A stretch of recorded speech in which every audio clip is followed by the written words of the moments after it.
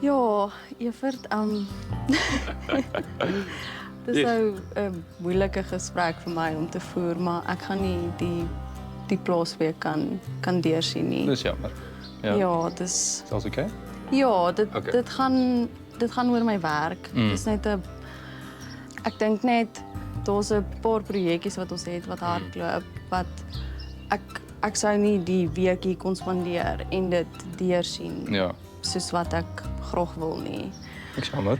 So ja, Ja. dit was vir my moeilik, maar ek dink dit is die regte keuse wat ek gemaak het. Met Eloise wat gaan, jy weet, ek gaan nie lieg nie. Ek's hartseer. Ek het baie uitgesien om haar te leer ken.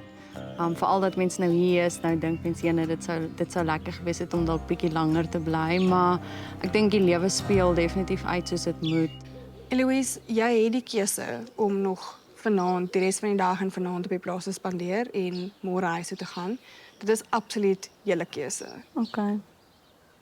Ek sal graag wil bly en Lekker. jy gemaklik Ja. is met dit. Kan ek jou 'n bietjie van die plaas wys, ja? Ja, dit sal lekker Awesome. wees. Ek's bly. Dis om te drink.